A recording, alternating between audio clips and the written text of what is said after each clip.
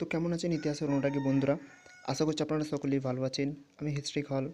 আজ আমি আপনাদের জন্য নিয়ে এসেছি ডিএসসি A1 পেপারের পুরো সিলেবাস। অর্থাৎ ফিফথ সেমিস্টারে যে আপনাদের 4টে পেপার হবে, তার মধ্যে 2টো থাকবে ডিএসসি পেপার, যেখানে প্রথম ডিএসসি A1টাই আপনারা পড়বে বাংলার ইতিহাস, অর্থাৎ 1754 থেকে 1905, এবং পরবর্তীটাই চীনের ইতিহাস পড়বেন, সম্ভবত 1949 সাল পর্যন্ত, বা চীনের কমিউনিস্ট পার্টি কীভাবে গড়ে উঠেছিল সেখান পর্যন্ত।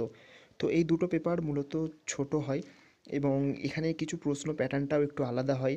যেমন 3টে 5-এর থাকবে, 6টা থাকবে, তার মধ্যে 3টে লিখতে হবে 5-এর, এবং 2টো 10 থাকবে, তার মধ্যে 1টি 10, আর 2টো 20 নম্বরের দেওয়া থাকবে, তার মধ্যে 4টে 20 নম্বর দেওয়া থাকবে, তার মধ্যে 2টি আপনাদের লিখতে হবে। তো এখানের প্রশ্ন প্যাটার্নটাও একটু আলাদা। তো আপনারা হয়তো নতুন, তাই আমি এটা আলোচনা করে দিলাম। আমি আশা করছি যারা ভিডিওটি দেখছেন তাদের অবশ্যই এই আইডিয়াটা আছে, এবং যদি আপনারা এর প্রশ্ন সম্পর্কেও চান, অবশ্যই আমায় মন্তব্য করতে পারেন, বা আমাদের অফিসিয়াল ওয়েবসাইট হিস্ট্রি হল, সেখান থেকে গিয়ে আপনারা এই সমস্ত প্রশ্নগুলো ডাউনলোড করতে পারেন। তো এবার আমরা এই ভিডিওটাই আলোচনা করব যে ডিএসসি এ পেপারের ফুল সিলেবাসটা, যে আপনারা অ্যাকচুয়ালি কী পড়তে হবে। যদি আপনারা এর উপর একটা রোডম্যাপ চান, অবশ্যই আমায় বলতে পারেন, আমি রোডম্যাপটা আপনাদের সঙ্গে আলোচনা করতে পারি। তো এখন শুধুমাত্র সিলেবাসটা আলোচনা করা যাক। যেহেতু কেউ আমার রোডম্যাপ কমেন্ট করেননি, তো যদি করেন তাহলে অবশ্যই আমি রোডম্যাপ নিয়ে আসবো। তো এই পেপারটায় মূলত আমাদের পড়তে হবে বাংলার ইতিহাস 1757 থেকে 1905 খ্রিস্টাব্দ। অর্থাৎ এখানে যদি বলা যায় যে নবাব বা এক কথা যদি বলে বাংলার উত্থান থেকে শুরু করে বাংলা বিভাজন, বা 1905 খ্রিস্টাব্দের বাংলা ভাগ। তো প্রথমে যেটা পড়তে হবে সেটা হচ্ছে নবাবদের অধীনে বাংলার রাজনৈতিক ইতিহাস, যেমন পলাশির যুদ্ধ থেকে বক্সারের যুদ্ধ পর্যন্ত বাংলার ব্রিটিশ শক্তির উত্থান। মানে আমাদের প্রথমে এখানে বাংলার উত্থানটা পড়তে হবে, এবং পলাশির যুদ্ধ ও বক্সারের যুদ্ধ কীভাবে ব্রিটিশদের হাতে ক্ষমতায় গেল সেটা। তো সেকেন্ড পার্টে পড়তে হবে আমাদের প্রশাসনিক ইতিহাস, যেমন 1764 থেকে 1833, মানে এখানে যে সকল আইন সংস্কারগুলি সাধিত হয়েছিল সেগুলি। তো 3 নম্বর হচ্ছে ঔপনিবেশিক অর্থনীতি, যেমন কৃষি, বাণিজ্য, শিল্প ইত্যাদি। 4 হচ্ছে সাংস্কৃতিক পরিবর্তন ও সামাজিক ও ধর্মীয় সংস্কার আন্দোলন, খ্রিস্টান মিশনারি, মুদ্রণের আবির্ভাব, এর প্রভাব, শিল্প, আদিবাসী, পাশ্চাত্য ও হিন্দু ও মুসলিম ধর্মীয় পুনর্জাগরণের আবেদন বা আন্দোলন। এখানে হয়তো লাইনটা অনেকটা বড় মনে হচ্ছে, কিন্তু এখানে প্রতিটা লাইনের মানে আলাদা আলাদা। যেমন ব্রিটিশদের আগমনের ফলে সাংস্কৃতিক পরিবর্তন এবং সামাজিক ও ধর্মীয় আন্দোলন কীভাবে গঠিত হয়েছিল সেটা। খ্রিস্টান মিশনারি, এটা একটা সম্পূর্ণ আলাদা, এবং তাদের হাত দিয়ে, যেমন উইলিয়াম কেরি, জোন্স, এই সকলের হাত ধরে যে ভারতে মুদ্রণ যন্ত্র আবিষ্কার হয়েছিল সেটা, এবং এর ফলে বা এর প্রভাব কী পড়েছিল সেটা।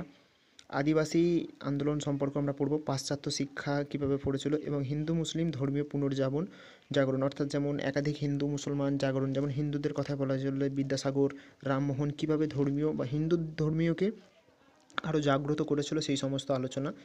এবং তারপরে হচ্ছে সময় সংস্কার ও মহিলাদের প্রশ্ন। তো এখানে যেমন সময় সংস্কার অর্থাৎ বিধবা বিবাহ এবং বাল্যবিবাহ, বহুবিবাহ, এই সমস্ত কিছু বন্ধ, এবং মহিলাদের যে প্রশ্ন অর্থাৎ মহিলাদের যে দাবি দেওয়া সেইগুলি। এবং 6 পড়তে হবে ব্রিটিশ রাজের বিরুদ্ধে প্রতিবাদ আন্দোলন ও বিদ্রোহ, যেমন একাধিক বিদ্রোহ ঘটেছিল, সন্ন্যাসী, ফকির বিদ্রোহ, নীল বিদ্রোহ, পাবনা বিদ্রোহ। তো এখানে এইগুলো দেওয়া আছে, কিন্তু এইগুলো ছাড়াও আমাদের আরও বিদ্রোহ পড়তে হবে, যেমন ওয়াহাবি, এবং অনেকগুলি বিদ্রোহ আছে। তো সেগুলি আপনারা আমায় ফলো করলে আমি অবশ্যই আপনাদের এক একটি করে দেখিয়ে দেবো। তো এবার আমরা আর পরবর্তীটা দেখা যাক। তো এখানে যেটা শেষ আছে সেটা হচ্ছে বঙ্গভঙ্গ 1905, কার জন্য প্রশাসনিক পদচ্যুতি বা প্রতিচিত্র। তো এখানটাই সম্ভবত কিছু একটু প্রিন্টিংয়ে মিস্টেক হয়েছে, তো এখানে কার জনটা হবে, এবং প্রশাসনিক এটা। তো অর্থাৎ 1905 খ্রিস্টাব্দে কীভাবে বঙ্গভঙ্গ হলো, বঙ্গ দ্বিখণ্ডিত হলো, এই সমস্ত কিছু আমাদের আলোচনা করতে হবে বা আমরা পড়ব। তো এই সমস্ত প্রশ্নের উত্তর আমি অলরেডি আমার ওয়েবসাইট হিস্ট্রি হলসে দিয়ে রেখেছি। আপনারা চাইলে সেগুলি বা সেখান থেকে দিতে পারেন, আপনাদের কোনো কিছু দিতে হবে না। চাইলে কারোর কাছে নাও টিউশন পড়ে সম্পূর্ণ বিনামূল্যে এখান থেকে নিতে পারেন। তো আশা করছি আমার উপস্থাপন আপনাদের ভালো লেগেছে। তো দেখা হচ্ছে পরবর্তী একটা নতুন ভিডিওর সাথে, সেখানে আমরা আরও অন্যান্য কিছু আলোচনা করব নতুন ধরনের। এবং আমরা ইতিপূর্বেই CC11, 12 এবং ডিএসসি B1টাও আলোচনা করেছি।